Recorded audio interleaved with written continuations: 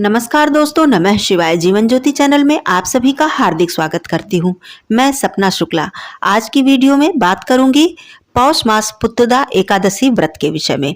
दोस्तों, पौष मास की पुत्रदा एकादशी अपने आप में अत्यंत ही विशेष और बहुत ही महत्वपूर्ण स्थान रखती है।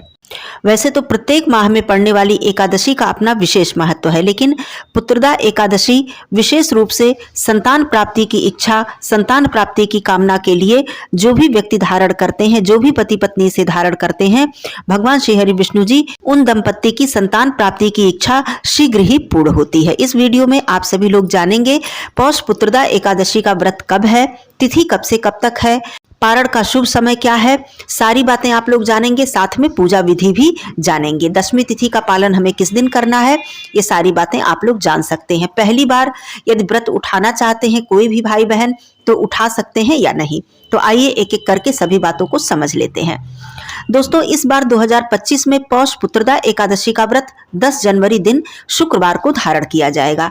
तिथि प्रारंभ हो जाएगी 9 जनवरी दिन गुरुवार को दोपहर 12:22 पर और यह समाप्त होगी 10 जनवरी शुक्रवार को सुबह 10:19 पर। उदया तिथि के अनुसार 10 जनवरी को हम लोगों को यह व्रत धारण करना है। पारण का शुभ समय होगा 11 जनवरी दिन शनिवार सुबह 7:15 से लेकर 8:21 तक।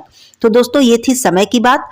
अब आइए जानते हैं कि हमें किस तरह से इस व्रत को धारण करना चाहिए। यहाँ पर सबसे पहले मैं बता दूं कि जो भी भाई बहन पहली बार इस व्रत को उठाना चाहते हैं, संतान प्राप्ति की कामना से या संतान प्राप्ति की इच्छा से, उन्होंने अभी तक एकादशी का व्रत नहीं धारण किया है, तो पहली बार तो आप लोग व्रत नहीं उठा सकते हैं क्योंकि खरमास चल रहा है। लेकिन समस्त पूजा पाठ, जितनी भी पूजा व्रत में जैसे की जाती है, जितने नियम किए जाते हैं, वो सारे नियम आप बिना व्रत धारण करे भी कर सकते हैं। सात्विक भोजन ग्रहण करें, लहसुन प्याज का त्याग करके आप संपूर्ण पूजा अर्चना करके उतना ही पुण्य फल प्राप्त कर सकते हैं।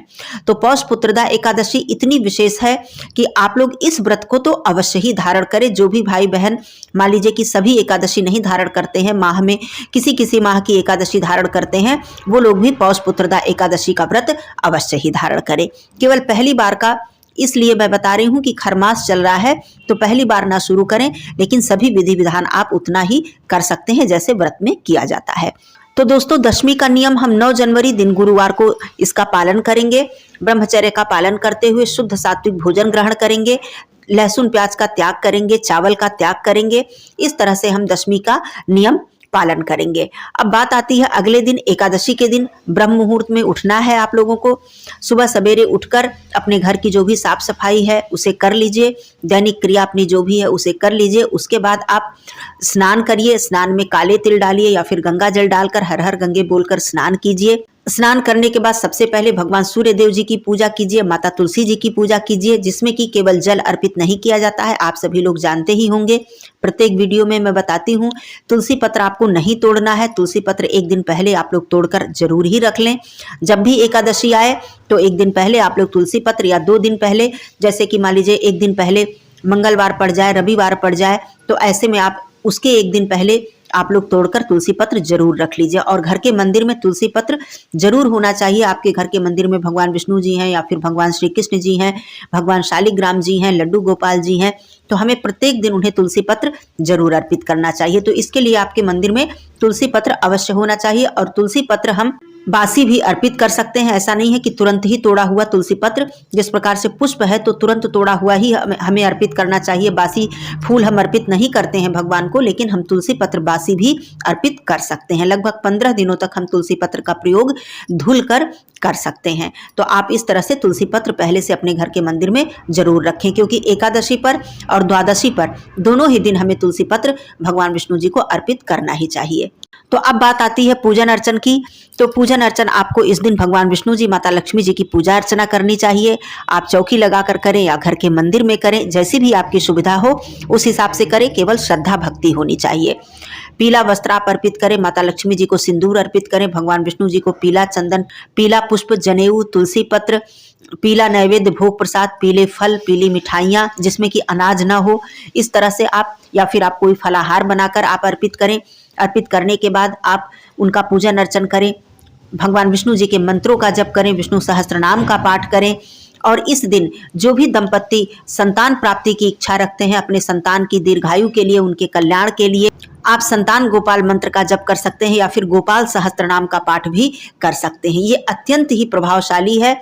आप पति पत्नी दोनों लोग मिलकर यदि संतान प्राप्ति की इच्छा है और कोई बाधा आ रही है, बहुत प्रयास आपने कर लिया, तो पुत्रदा एकादशी पर वर्ष में 2 बार पड़ती है, सावन माह में भी पड़ती है और पौष मास में भी।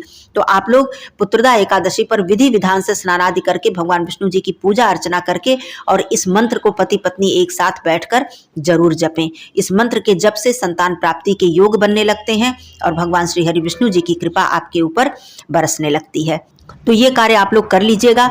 उसके बाद जिस भी तरह से आप उनका पूजन अर्चन करते हैं, बिल्कुल निर्मल भाव से, सच्चे मन से, जो भी स्तोत्र चालीसा जप जितना भी आप कर सकें आप जरूर करें। सुबह आप जब पूजा में बैठे तो सबसे पहले व्रत का संकल्प ले लें। यदि आप व्रत नहीं रख रहे हैं तो आप ऐसे ही पूजन अर्चन कर सकते हैं, तब आप व्रत का संकल्प ना लें।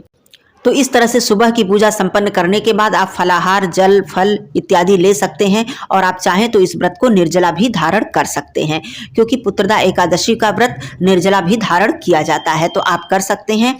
अब संध्या पूजन की जब बात आती है तो फिर से आप स्वच्छ हो जाएं, हाथ मुख धुलकर वस्त्र बदल लें या फिर स्नान कर लें। तो इस तरह से आप संध्या पूजन करें, फिर से आप साफ सफाई करके पूजा के पात्र इत्यादि धुलकर आप फिर से पूजन अर्चन करें, आरती करें, भोग प्रसाद अर्पित करें, पूरे परिवार मिलकर भगवान विष्णु जी की आरती करें और उसके बाद क्षमा प्रार्थना करें। और मंत्र का जप आप चाहें तो सुबह की पूजा में करें, चाहे तो आप शाम की पूजा में भी कर सकते हैं, माला पर भी कर सकते हैं, बिना माला के भी कर सकते हैं। तो इस तरह से आप मंत्रों का जप करते हुए भगवान विष्णु जी की कृपा प्राप्त करें। भगवान श्री कृष्ण जी ने स्वयं युधिष्ठिर से कहा है कि पुत्रदा एकादशी के व्रत के समान कोई अन्य व्रत नहीं है। संतान की चाह रखने वाले जो भी दंपत्ति हैं उन्हें पुत्रदा एकादशी का व्रत अवश्य ही करना चाहिए। तो स्वयं ही भगवान श्री कृष्ण ने एकादशी के व्रत का महत्व बताते हुए युधिष्ठिर से ये बात कही है। तो आप सभी लोग इस व्रत को धारण करें। उसके बाद अगले दिन द्वादशी के दिन उसी तरह से जिस तरह हम एकादशी के दिन पूजन अर्चन करते हैं, हमें उसी प्रकार से द्वादशी पर भी भगवान श्री हरि विष्णु जी की पूजा अर्चना करनी चाहिए। उसके बाद हमें दान करना चाहिए। दान के बाद हमें तुलसी पत्र ग्रहण करना चाहिए। अब शुद्ध और सात्विक भोजन लेते हुए हमें व्रत का पारण करना चाहिए, जिसमें कि लहसुन, प्याज, मसूर की दाल, गोभी, मूली, गाजर, बैगन, इन सब वस्तुओं का हमें त्याग करना चाहिए। आप दान अपनी यथाशक्ति अनुसार कर सकते हैं। अन्नदान, वस्त्रदान, इस समय गर्म कपड़ों का दान, पौष मास में ठंड का माह है, जूते चप्पल का दान कर सकते हैं, छाते का दान कर सकते हैं। दक्षिणा साथ में जरूर रखें। जो भी आपसे बन पड़े आप अन्नदान जरूर करें। आपसे हो सके तो आप ब्राह्मण को भोजन कराएं, गौ माता को भोजन कराएं। इस तरह से किसी गरीब को भी आप भोजन करा सकते हैं। तो ये सारे कार्य करते हुए आप अपने व्रत का पारण कर सकते हैं। पारण में आप सबसे पहले भगवान का चरणामृत या फिर आप तुलसी पत्र जो भगवान को आपने अर्पित किया है उसे ग्रहण करें। उसके बाद आप भोजन इत्यादि कर सकते हैं। व्रत के पारण के दिन भी दिन में शयन करना वर्जित बताया गया है और एकादशी व्रत में भी दिन में शयन करना वर्जित बताया गया है। तो इन सब बातों का ध्यान जरूर दीजिएगा। एकादशी व्रत के दिन किसी अन्य के घर फलाहार या भोजन करना भी शास्त्रों में निषेध बताया गया है। एकादशी के दिन किसी भी पौधे से, किसी भी पेड़ से डाल या पत्तियां तोड़ना भी वर्जित बताया गया है। तो एकादशी व्रत करते समय इन सब बातों का ध्यान दीजिएगा। क्रोध, अहंकार, ईर्ष्या, द्वेष, चुगली, निंदा इत्यादि से अपशब्द किसी को कहना, इन सब चीज़ों से बिल्कुल ही दूर रहिएगा और अपने मन में श्री हरि भगवान विष्णु जी के चरणों का ध्यान करते हुए, उनके नाम का जप करते हुए, मंत्र का जप करते हुए आप अपने दिन और रात्रि को व्यतीत कीजिए।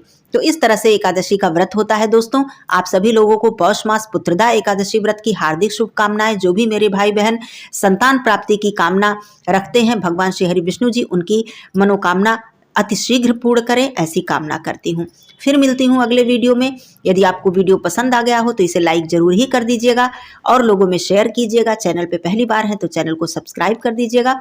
कमेंट बॉक्स में ओम नमो भगवते वासुदेवाय अवश्य लिखिएगा। धन्यवाद दोस्तों। नमः शिवाय। हर हर महादेव।